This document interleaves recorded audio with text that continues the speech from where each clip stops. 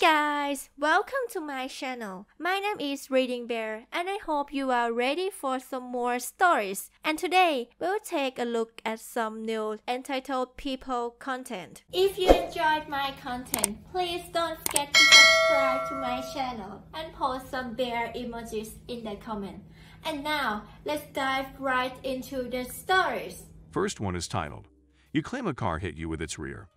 I was reading a story about a car accident where one of the persons involved used the poster's cell phone to place a premium call while claiming to call someone. Who even does that? And it reminded me of an accident I witnessed several years ago. Several years already. Time flies thanks to C0p. Wow. I was driving on a roundabout when a car with an overloaded trailer came flying into the roundabout and clipped the car driving in front of us on the rear end. The speed on the roundabout is between 30 to 50 km due to it being quite a busy choke point, and this driver came onto it driving at least 60, which is dangerous even without a trailer attached. I swerved past the collision and shaken, took the first exit of it. While processing what happened, I decided to double back to see if everyone was involved. I caught up to the drivers who parked on a street right of the roundabout and could see the driver that was hit was visible shaken, while the other driver was calm, smoking a cigarette and being on his phone, not even checking the cars for damages. I talked to the victim to see if she was okay and asked about the damages. Luckily, he only clipped her and the damage was limited to rear bumper while his front bumper was pretty mangled. Physics, I guess. While talking to her, I could hear him in the phone to his father saying he had an accident and to come by as soon as possible. I asked if the police were called and he interjected by saying yes, they're on the way. I waited for about 15 minutes before giving my business card to the victim and told her I witnessed everything, at which point I left. This was not the end of the story, else this would be a very odd post, I suppose. About a week later, I got a call from a man asking me if I was willing to add my statement to the police report for insurance reasons, which I gladly accepted as I know the insurance in my country can be difficult when it comes to paying out damages. About 30 minutes later, I received another phone call, a woman who sounded panicked. Apparently, the man with the trailer had called her and told her she was being sued for a hit and run after she slammed into his car and drove off.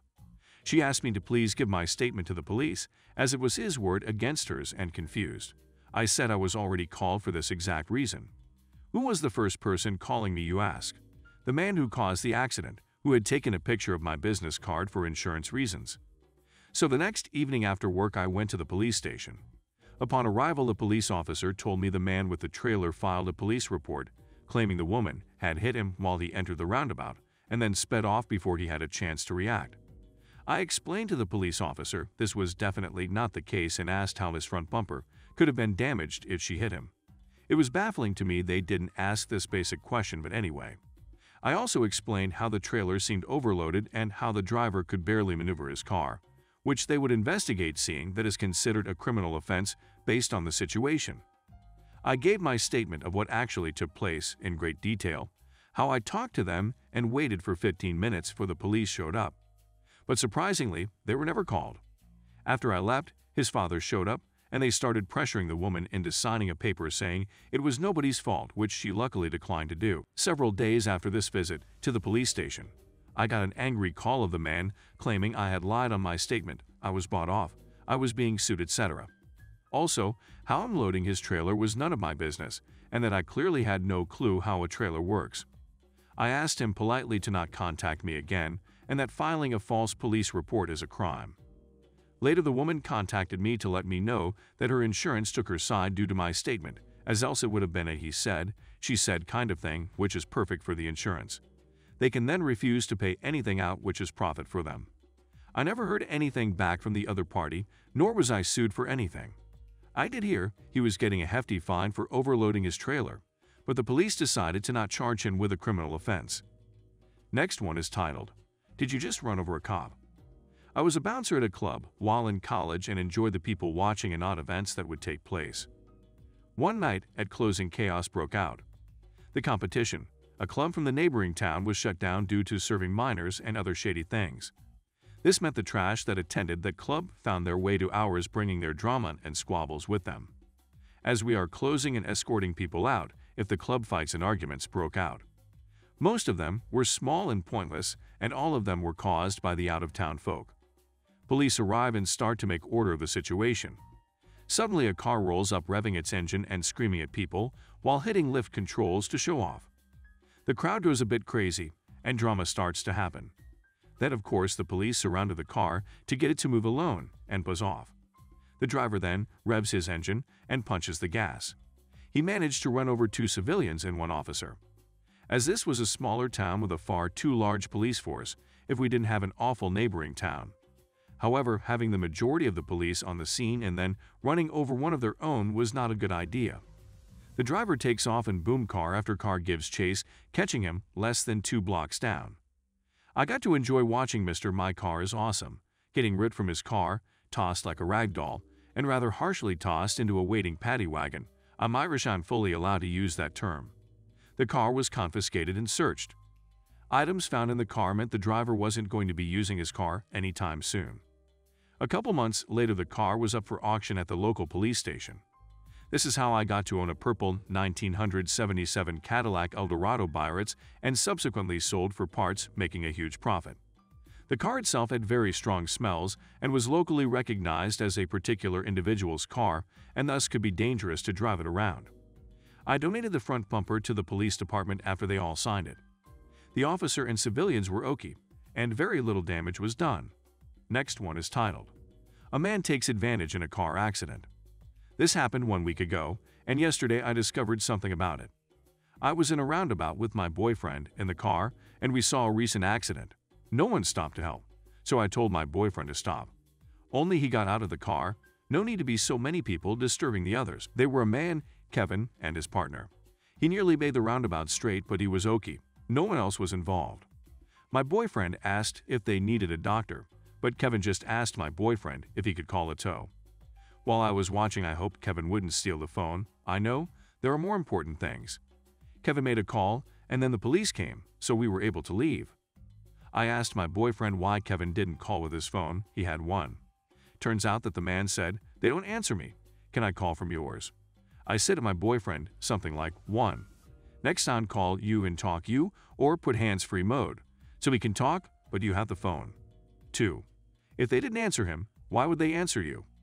Boyfriend didn't even think about it at the moment. We just carried on with our day. Yesterday, I saw that the phone bill had premium call. We didn't know why, and after thinking a bit why and looking at the day, we found out it was Kevin. He knew it was a paid number, so he didn't want to call and took advantage of 2 persons that tried to help him. If he told me that he had no money to pay it, I would have helped, but I don't like to be lied at. Thanks God it was just 3 plus your, but that's not the only point. Don't do this, that's why people stop helping each other. Next one is titled, Entitled Boomer is Furious I Stole Her Parking Space. I made a stop at Safeway today to pick up a few groceries we needed, a quick in and out trip for my grumpy child who needed a nap. The parking lot was exceptionally full and I had to do a few circles before I spotted a car near the front of the store who was backing out. It was good timing. My son was impatient and whining while pushing his feet into the back of my seat and generally being a little but out of exhaustion. I pull up and wait, noticing another car pull into the same lane and assumed they were taking the spot opposite of me as that car started pulling out as the one I waited on was leaving. We park and get out, head inside, grab a cart and move a bit away from the doors so I can plop my son into the cart's basket. When I turn around, I see that an elderly woman was coming my way, so I move out of the way. But she keeps coming and pins me into a corner near the shopping carts. "Excuse me, I had my blinker on. Don't you know that means I'm taking that parking spot?" She barked at me. I had no clue what she meant and told her so, but that sent her into a rage. I was going to park there. I finally realized that she was in the other car I assumed would take the spot opposite of me. I laughed. There's no way she was serious, but she puffed her chest out and her face was turning red. I had to drive around the parking lot twice looking for a spot. Okay, me too, lady. You're not special. Nothing entitles you to public parking spaces. I would understand if she had been there first, but she pulled in after I was already waiting, and there was literally a spot opening up across the lane for her to take. She just kept going, and I honestly didn't know what to do, so I just walked away. Maybe that was rude or mean of me, but I could never imagine doing that to someone, especially throwing a fit in front of their kid/s. I don't know, what do you all think? Am I overthinking? The answer is yes, because I have OCD, but my brain is also telling me I'm the a-hole in this situation. The last one is titled, I've been training this incredibly annoying girl for the past 2 days and I already want to rip my hair out. I've been training this girl to work night audit at my hotel. She's never worked in a hotel before. I think she said she was 21 or 22. She's having to train on my shift, 3 p.m. to 11 p.m., to get to know how to use the computer system, check people in, make keys, restock everything, etc. Today will be her 3rd to 8-hour training shift, and I'm already dreading having to deal with her again. I'm the only one there with her the entire 8 hours since managers like to leave when we get in. Hotel is relatively small, 90 rooms, and usually dead during the week. Last night, we had 11 check-ins. Tonight we have 7 so far. This girl is beyond annoying. She comes in and witches about how cold it is outside, how tired and hungry she is, how it's going to be a long night and she doesn't want to be here. Sets her stuff down and then comes to the front desk and witches about how she hates this state and how she's not from here and the state that she came from is way better. Goes into detail about that. For the past 2 days. I think she's trying to get me to DoorDash food again, and I'm not doing that unless she pays me with cash before I order the food. Monday, the first day I trained with her, she told me she had Apple Pay and would pay me back for her food and then said her card was declined and she can't pay me back until she gets paid, and she thought she had money on the card. So she pretty much got free food. Yesterday, she was bragging about the house her parents are currently building and showed me it on Zillow. It's a $800,000 house that won't be ready until January. She showed me the house she lives in that just sold and told me they hired a stager and all that. Brags about her car and then told me how she needs to go out there and turn it on at 10:45 to warm it up because she doesn't want to drive back home in a Tundra. She always makes these stupid sarcastic jokes to amuse herself with. She won't answer the phone because she thinks it's weird to answer it. She runs to the back and hides when it rings. I told her what to say numerous times, even wrote it down. It's so aggravating to hear the phone continually ring, and she's nowhere to be found and I'm busy doing something else. Usually something she didn't do that I told her to do. She made several jokes saying she wants to answer it saying, name of hotel. What the hell do you want? And then laughed and said but she won't do that. She wants to greet guests saying welcome to the crap show. How can I help you? Laughed and said but she won't say that.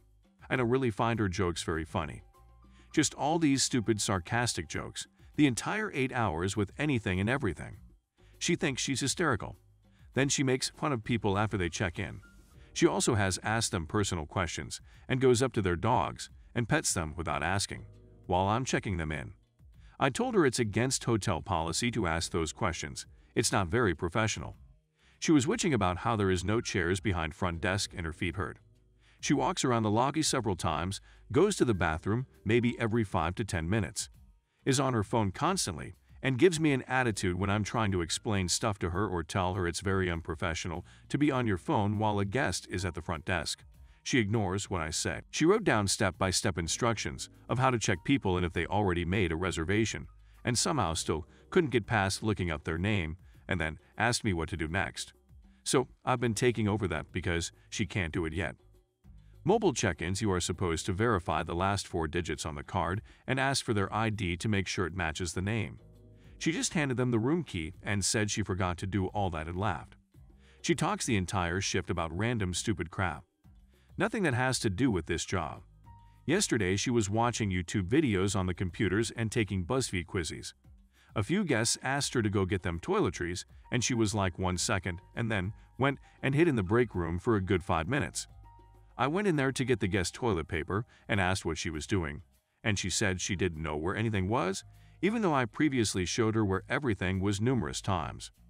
She was laying on the couches in the lobby, and I told her we aren't supposed to do that, and she said she will be sleeping here during her night audit shifts and laughed, and then said she was joking. She asked if anybody checks the cameras, and I said I think so, and she said that's good.